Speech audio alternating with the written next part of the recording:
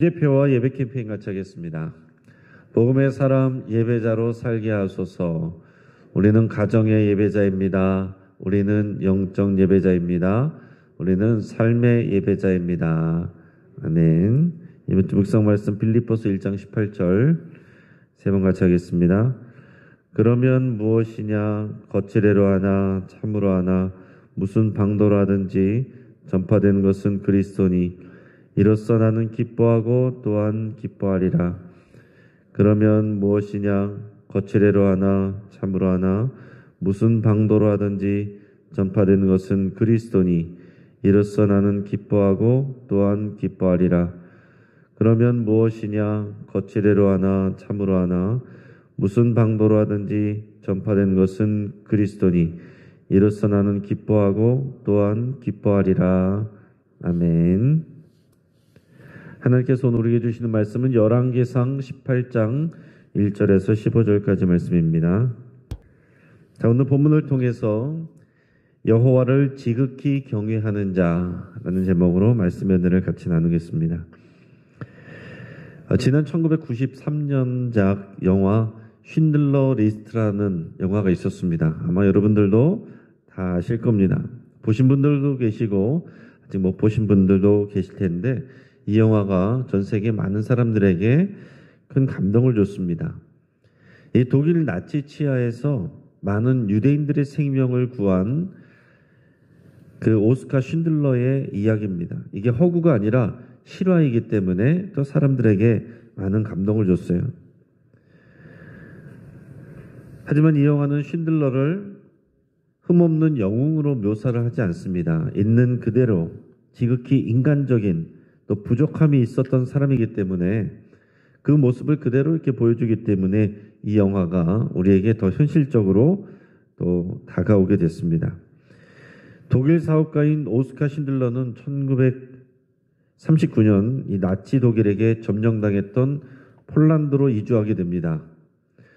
독일인인 그는 사업가적인 욕심으로 나치와 결탁해서 유대인들을 고용을 해서 이제 공장을 돌립니다. 이제 유대인들에게는 자신이 임금을 줄 필요가 없어요. 그래서 이런 경제적인 이익 때문에 이렇게 하게 됐습니다. 근데 그러면서 보니까 자신이 고용한 유대인들 중에 유대인 회계사인 이자크 스턴이라는 사람이 있는데 그 사람은 굉장히 지혜로운 사람입니다. 그 사람하고 이야기를 나누는 가운데 이 오스카 쉰들러의 양심이 깨어납니다. 내가 경제적인 욕심으로 이 일을 시작했는데 이것으로 인해서 유대인들이 생명을 얻게 되는구나. 그래서 그들이 나에게 너무나도 고마워하는구나. 이것을 생각하게 되면서 이 사람이 이제 자꾸 생각이 바뀝니다. 그래서 어떻게든지 점점 더 많은 유대인들을 자신의 공장에 취직시켜서 그들이 아우슈피츠 수용소로 가서 죽지 않도록, 안 그러면 죽을 수밖에 없는 그런 사람들, 수용소로 보내야 될 사람들, 그런 사람들을 자신의 명단에 써가지고 자신의 공장에 취직시켜서 구원하는 그런 일들을 했습니다. 그래서 이 쉰들러가 총 9개의 리스트, 이 쉰들러가 작성한 리스트, 그 9개 리스트를 작성하게 되는데 그게 영화의 중심의 내용입니다. 그래서 이 사람의 명단에 들어가면 그 사람은 살게 되는 거예요. 근데 오늘 본문에 나오는 사람이 아합 왕의 국내 대신 오바데라는 사람인데 제가 생각할 때 이 사람이 오스카 쉰들러를 생각나게 하는 그런 사람입니다. 그러면서도 많은 생명을 구했지만 또한 인간적인 그런 연약함을 가진 우리에게는 굉장히 현실적인 그런 인물입니다. 자, 엘리야가 아합 왕에게서 도망한 지 이제 3년이 됐습니다. 나중에 보면 이제 총 3년 6개월 동안이 가뭄이 지속됐는데 이제 3년이 됐습니다. 시돈 땅 사르밧 과부의 집에서 지금 엘리야는 숨어 지내고 있어요. 하나님께서 그를 돌보고 계십니다. 그러다가 엘리야 선지자에게 드디어 하나님의 말씀이 임했습니다. 1절 말씀을 우리가 읽겠습니다. 많은 날이 지나고 제3년에 여호와의 말씀이 엘리야에게 임하여 이르시되 너는 가서 아합에게 보이라. 내가 비를 지면에 내리리라. 아멘. 자, 엘리야 선지자에게 말씀하시기를 너는 가서 아합 왕에게 찾아가서 그에게 말하기를 하나님께서 이제 이 땅에 비를 내리실 것이다 라고 선포하라고 말씀하십니다. 지금 아합 왕이 화가 나서 엘리야를 찾아 죽이려고 혈안이 되어 있는데 그 아합 왕을 다시 찾아가라는 겁니다. 이게 굉장히 어려운 일이죠. 인간적으로 생각하면 나 죽으라는 말인가 이런 생각이 들 수 있지만은 엘리야 선지자가 아무런 대꾸가 없습니다. 그냥 순종하는 거예요. 하나님이 귀하게 사용하시는 사람은 이렇게 하나님의 말씀에 핑계와 변명을 대지 않고 토달지 않고 단순하게 순종하는 사람이구나 하는 것을 생각하게 됩니다. 그래서 이 아합 왕을 만나기 위해서 엘리야가 먼저 만나는 사람이 오바댜라는 이 사람입니다. 우리 오늘 2절에서 6절까지 말씀을 우리가 읽겠습니다. 엘리야가 아합에게 보이려고 가니 그때에 사마리아의 기근이 심하였더라. 아합이 왕국 맡은 자 오바댜를 불렀으니 이 오바댜는 여호와를 지극히 경외하는 자라. 이세벨이 여호와의 선지자들을 멸할 때에 오바댜가 선지자 100명을 가지고 50명씩 굴에 섬기고 떡과 물을 먹였더라. 아합이 오바댜에게 이르되 이 땅의 모든 물건원과 모든 내로 가사 혹시 꼴을 얻으리라. 그리하면 말과 노새를 살리리니 짐승을 다 잃지 않게 되리라 하고 두 사람이 두루 다닐 땅을 나누어 아합은 홀로 이 길을 가고 오바댜는 홀로 저 길로 가니라. 아멘. 자, 엘리야가 아합을 만나려고 할 때 이미 사마리아의 기근이 심한 상황이었어요. 자, 어느 날 이 아합 왕이 국내 대신 궁전을 맡은 자 오바댜를 부릅니다. 자, 그러니까 이 오바댜라는 사람은 아합 왕 밑에서 이 전체 나라를 책임지는 그런 총리 같은 사람입니다. 높은 지위에 있는 사람이에요. 근데 3절에서 이 오바댜에 대해서 한마디로 표현하는데 뭐라고 표현합니까? 오바댜는 여호와를 지극히 경외하는 자라. 그러면 얼마나 좋은 편입니까? 결국 우리가 몇 년을 살았어도요, 한 줄로 우리를 요약할 수 있습니다. 근데 우리 인생을 후대에 한 줄로 우리의 삶을 표현할 때 이런 표현을 들을 수 있으면 좋겠습니다. 여호와 하나님을 지극히 경외한 자라. 오바댜가 왜 이런 평가를 받을 수 있었느냐 하는 게 그 다음에 나오는데 아합의 왕비가 누굽니까? 이세벨이죠. 이세벨이 악녀 중의 악녀입니다. 그녀가 한 번은 여호와를 섬기는 선지자들을 다 잡아 죽이려고 그랬어요. 그때 오바댜가 자신이 맡은 자리의 그 지위를 이용해서 여호와의 선지자 100명을 50명씩 굴에다가 숨겨놓고 그들을 살립니다. 그리고서는 그들에게 떡과 물을 제공하면서 그들을 먹이고 돌봐줍니다. 그래서 여호와의 선지자 100명을 살렸어요. 자, 이것은 쉬운 일이 아닙니다. 그 지위에 자리에 있다라고 해도 걸리면은 자기도 날아가는 거예요. 자기의 생명을 내걸어야 되는 그런 위험한 일입니다. 자기가 날아가면은 자기 가족들도 다 위험해지는 것인데, 그러나 여호와 하나님을 사랑하고 경외하기 때문에 하나님의 일꾼들을 섬기고 그들을 돌보고 그들을 위해서 자신의 사제를 털어서 떡과 물을 제공하고 돌보았다는 얘기입니다. 자, 지금 앞에서부터 계속 이런 내용이 나오죠. 여호와 하나님께서 하나님의 일꾼인 엘리야를 까마귀를 보내서 떡과 물로 그를 돌보시고 먹이시고 또 사르밧 과부를 통해서 떡과 물로 먹이십니다. 지금 오바댜도 그런 일을 하는 거예요. 하나님의 일을 하는 것입니다. 하나님은 하나님의 일꾼들을 책임지시고 그들을 떡과 물로 먹이시는데, 근데 오바댜도 하나님의 일꾼들을 떡과 물로 먹이고 돌보았다는 얘기입니다. 여러분, 여호와 하나님께서 하는 일, 그것은 사람을 살리는 일이에요. 생명을 주는 일이고 또 공급하는 일입니다. 하나님을 경외하는 자들도 사람을 살리는 일을 합니다. 여러분, 우리가 하는 일들이 다른 사람을 살리고 힘을 주고 돌보고 공급하는 이런 일들을 하실 수 있기를 바랍니다. 하지만 이세벨처럼 하나님은 우습게 하는 사람, 멸시하는 사람은 어떤 일을 합니까? 진리를 왜곡해서 자기의 주변의 사람들을 미혹하고 그리고 사람을 죽이는 일을 합니다. 우리의 말이, 우리의 행동이 살리는 일을 하는지 죽이는 일을 하는지 이런 것을 늘 생각할 수 있길 바랍니다. 여호와를 지극히 경외하는 자는 살리는 말을 하고 살리는 일을 합니다. 그래서 우리의 모토가 뭐예요? 살아나는 교회, 살리는 교회. 우리가 살아나서 다른 사람을 살리는 겁니다. 이게 하나님이 기뻐하시는 뜻입니다. 오바댜는 그럼에도 불구하고 아합 왕에게 지금 큰 신임을 받고 있습니다. 오늘날 이 오바댜 같은 사람들이 많이 필요한 겁니다.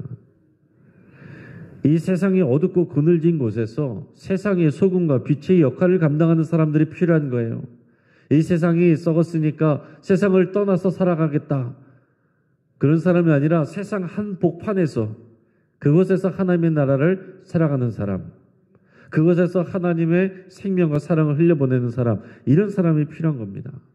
그래서 여러분, 이 시대는 목사가 더 많이 필요한 시대가 아니라 물론 목회자도 많이 나와야 되겠지만은 세상 속에서 이런 목회자적인 마음으로 그 자리에서 자신이 맡은 일로 하나님의 일을 감당하는 세상 속의 그리스도인, 이런 사람들이 많이 필요하다는 거예요. 아합 왕은 어느 날 오바댜를 불렀습니다. 왜냐하면 그 사마리아에도 기근이 심하기 때문에 이제 어디 물이 있는 데가 없는지, 그리고 그 근처에 이 짐승들을 먹일 풀이 없는지 그걸 찾으러 가는 겁니다. 물이 없으니까 뭐가 문제예요? 풀이 나지 않고, 풀이 없으니까 자신의 가축들, 말과 노새를 위한 이 풀을 구할 수가 없어요. 풀을 구할 수 없으니까 말과 노새들이 죽어갑니다. 다 재산이거든요. 그 재산이 축나는 거예요. 하다 안 되니까 아합 왕이 국내 대신 오바댜를 불러서 이 물근원과 풀을 찾으러 가자. 둘이 이렇게 갈 정도로 오바댜가 신임을 받는 그런 사람인데 아합 왕은 이 길로, 오바댜는 저 길로 둘이 나눠서 갑니다. 자, 지금 이 상황을 보면 이 아합 왕이 참 한심하고 안타까운 거죠. 이 풀은 비가 오면 당연히 나는 것이고 비는 찾아다닐 일이 아니라 하나님 앞에 엎드리면 하나님이 주실 것인데 그걸 안 하고 지금 이 물이 근원에 되시는 하나님 앞에 엎드리지 않고 엉뚱한 데서 물근원을 찾고 이 풀을 찾고 그러고 있다는 얘기예요. 하나님이 귀하게 여기시는 사람의 생명은 돌보지 않으면서 엘리야 같은 사람은 죽이려고 그러면서 자신의 노새와 이런 말들, 이런 가축의 생명은 또 귀한 줄 알고 이러고 있다는 얘기입니다. 정말 뭐가 중요한지를 모르고 우선순위가 바뀌어 있는 사람이에요. 이런 모습이 오늘날 예수님을 알지 못하고 그저 자신의 유익을 위해서 애쓰고 수고하고 노력하며 정신없이 사는 사람들.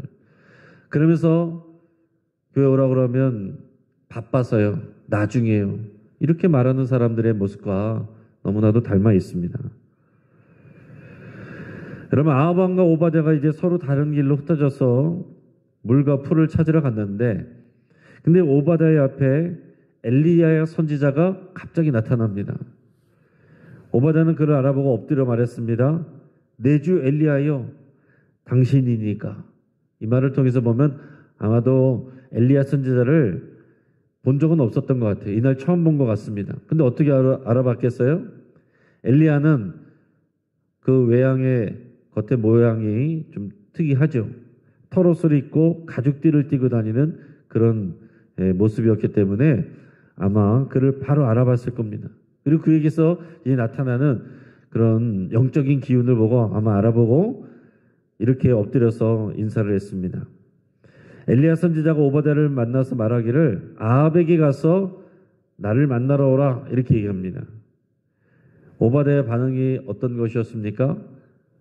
오늘 9절에서 14절까지 말씀을 우리 같이 읽겠습니다. 이르되 내가 무슨 죄를 범하였기에 당신이 당신의 종을 아합의 손에 넘겨 죽이게 하려 하시나이까.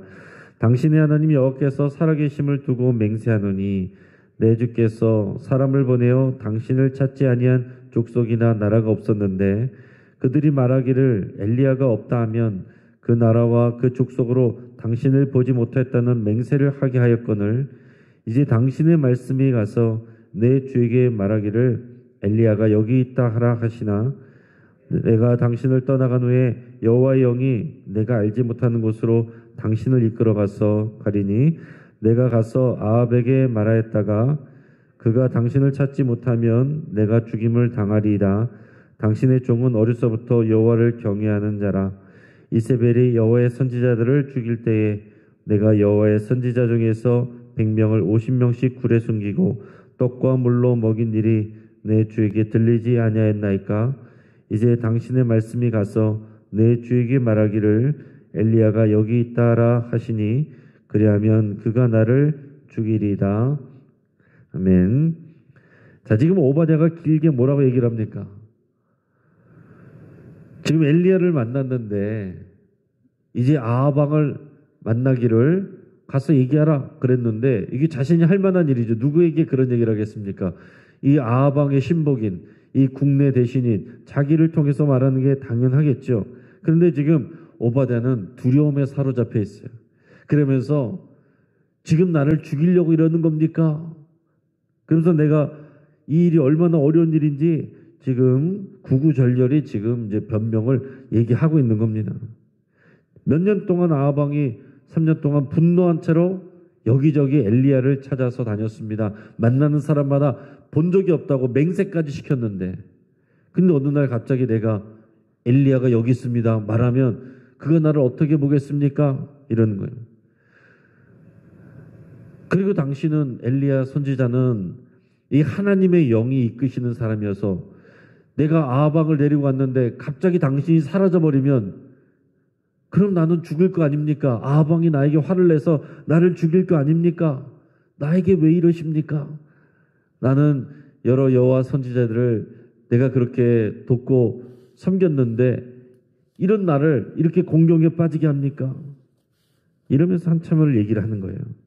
이런 긴 변명에 엘리야 선지자가 간단하게 대답을 합니다. 15절 같이 읽겠습니다.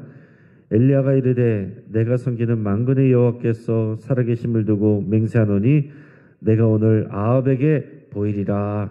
아멘. 무슨 말입니까? 됐고 분명히 만날 거야. 걱정하지 마라. 확실하게 대답을 해줬습니다. 자, 그런데 이 앞에 내용을 보면 이렇게 간단하게 얘기해 주는데 확실하게 얘기해 주는데 이 오바댜의 모습이 좀 얼마나 구차해 보입니까? 이 오바댜가 그냥 아무 말 없이 순종했으면 훨씬 더 멋있었을 텐데 앞에서 이렇게 훌륭한 일을 했는데 이 뒤에서는 이렇게 내가 정말 죽을 것처럼 마치 엘리야가 자신을 죽게 만드는 것처럼 그렇게 구구절절히 이 변명과 핑계를 이렇게 늘어놨습니다. 그래서 오바댜의 모습은 어찌 보면 실망스러워요. 앞에는 그렇게 훌륭한 일을 하고 여호와를 지극히 경외하는 자라고 그랬는데 이 정도밖에 안 되나? 만약에 우리가 오바댜 주변에 있었던 사람이라고 하면 어떻겠습니까? 사람들이 다 오바댜는 여호와를 지극히 경외하는 자야. 정말 믿음이 좋은 사람이야. 훌륭한 사람이야. 그러면은 이런 일들을 우리가 알고 있다면 뭐라고 하겠어요? 아유, 그 사람 제대로 된 신앙이 아니야. 그렇게 중요한 일 가운데서 변명하고 핑계대고 그런 사람이야. 그런 사람이 무슨 여호와를 지극히 경외해. 그런 사람이 무슨 믿음이 좋아. 그러지 않겠습니까? 여러분 우리 주변에도 믿음 좋고 훌륭한 일을 했어도 인간적인 흠을 보면 그냥 그렇게 우리가 평가절해버리는 일들이 있지 않습니까? 우리가 오바댜를 보면 우리 실망할 수도 있고 당황스러울 수도 있는데 하지만 곰곰이 생각하면 이 오바댜의 이런 연약한 모습이 우리에게 위로가 됩니다. 저에게도 위로가 돼요. 오바댜가 이렇게 훌륭하고 모든 일에 다 순종하고 흠이 없고 실수가 없으면 그리고 그런 신앙의 위인들에 대해서 우리가 얘기를 들으면 우리도 그렇게 살아야겠다는 생각이 듭니까? 아니면 주눅듭니까? 모든 거 다 잘했다는 사람, 그런 사람들 이야기 들으면요, 그런 간증 들으면 다 주눅들잖아요. 아, 나는 그렇게 못하는데, 나는 안 되겠다. 하지만은 오바댜는 얼마나 인간적이에요. 이런 흠결 있는 사람, 연약한 사람, 그런 사람이 오바댜예요. 이런 모세도 80세 하나님 부르심을 받을 때 뭐라고 말합니까? 저는 혀가 둔해져가지고 구구절절히 변명하지 않았습니까? 그런 모세를 하나님이 썼어요. 베드로는 예수님을 3번 부인했습니다. 모욕하고 저주까지 했습니다. 그리고 나서 쓰임을 받고 나서도 베드로의 나중에 갈라디아서 보면은 이제 안디옥 교회에서 헬라인들하고 같이 모여서 식사를 하다가 이게 이제 믿음으로 할 수 있는 일이었죠. 그러다가 예루살렘 교회에서 사람들이 온다 그러니까 혹시라도 책망받을까봐 얼른 숨었던 그런 부족한 모습도 이렇게 성경에 보면 다 적혀 있습니다. 그래서 사도 바울이 베드로를 책망해요. 그러면 뭐 사도 바울은 흠결이 없습니까? 다 흠결이 있어요. 부족함이 있고 연약함이 있습니다. 성경 인물들 다 그렇습니다. 뒤집어서 말하면 하나님께서는 완벽한 사람만 쓰는 거 아니다라는 얘기예요. 하나님께서 우리의 이런 연약한 모습을 보면서 실망하고 등 돌리시는 게 아니다라는 얘기입니다. 다 아시고 우리 부족한, 우리 연약함 다 아시지만 그래도 우리에게 소망 가지시고 우리에게 사명 주시고 우리에게 힘 주셔서 우리를 통해 일하기를 원하시는 게 우리 하나님이시다라는 얘기예요. 그게 우리에게 얼마나 큰 위로가 됩니까? 오늘 우리가 연약한 건 많고 부족한 건 많고 하기 어려운 일들이 많습니다. 변명거리도 많고 핑계거리도 많습니다. 그러나 그럼에도 불구하고 우리 하나님께서 우리에게 확신을 주시고 우리를 통해 일하기를 원하시고 세상 속에서 하나님을 부족한 우리를 통해서 나타내기를 원하십니다. 이제 말씀을 정리합니다. 아방의 국내 대신 오바댜는 북이스라엘의 오스카 쉰들러예요. 하나님의 선지자를 돕고 돌봤기 때문에 그는 여호와를 지극히 경외하는 자라고 평가를 받았습니다. 오바댜는 이렇게 신실한 믿음이 있었지만 그렇다라고 해서 아방, 하나님을 경외하지 않는 아방을 떠난 게 아니라 아방 밑에서 계속 일하고 있습니다. 그게 현실과 타협한 것이 아니고 그 세상 속에서 하나님의 사람으로 살아가고 있는 것입니다. 누군가는 이런 오바댜를 비난할 수도 있을 거예요. 하나님을 경외하는 사람이라면 그런 아방과 같은 사람하고 있으면 되겠습니까? 그를 떠나야죠. 그 자리가 탐내서 그 자리에 있습니까? 이렇게 얘기하지 않겠어요? 하지만 오늘날 세상 한복판에서 죄가 관영한 이 땅 한가운데서 하나님의 사람으로 하나님을 드러내야 될 그런 하나님의 사람들이 많이 필요한 겁니다. 오바댜는 엘리야를 만났지만 죽음을 두려워하여 주저하고 변명했습니다. 그런 연약함에도 불구하고 하나님께 쓰임받았어요. 우리도 연약하지만 하나님 나라 위에 쓰임받을 수 있습니다. 나는 실수해도 나를 통해서 일하시는 하나님은 실수하지 아니하십니다. 여러분, 내 자신을 신뢰하지 말고 나에게 기대를 가지고 나를 통해 일하시는 우리 하나님을 기대하시기를 주의 이름으로 축복합니다. 같이 한번 기도하겠습니다. 오늘 말씀을 붙들고 함께 기도할 때에 우리 연약함에도 우리를 사랑하시고 또 사명 주시는 하나님께 감사드릴 수 있기를 바랍니다. 하나님을 온전히 경외하는 삶을, 지극히 경외하는 그런 삶을 살기로 여러분 결단할 수 있기를 바랍니다. 모든 하나님의 일꾼들, 목회자들만을 말하는 것이 아니라 모든 평신도들 가운데서도 다 하나님의 일꾼들, 다 하나님의 일꾼들인데 서로를 사랑하고 섬기기로 여러분 결단하면 기도할 수 있기 바랍니다. 오늘 수요 예배를 위해서 여러분 은혜 위에서 같이 기도하시고 또 오늘 일터로 나가는 모든 성도들을 위해서 함께 기도하며 그 자리에서 오바댜와 같은 그런 삶의 영향력을 나타내게 해달라고 위해서 함께 기도하시고 더 격화되고 있는 이스라엘과 팔레스타인 아랍인들 모두 예수님을 통해서 여호와 하나님을 알게 되기를, 진정한 생명과 평안을 알게 되기를 위해서 함께 기도하겠습니다. 이 시간 우리가 주여 한번 부르짖고 합심해서 함께 기도합니다. 주여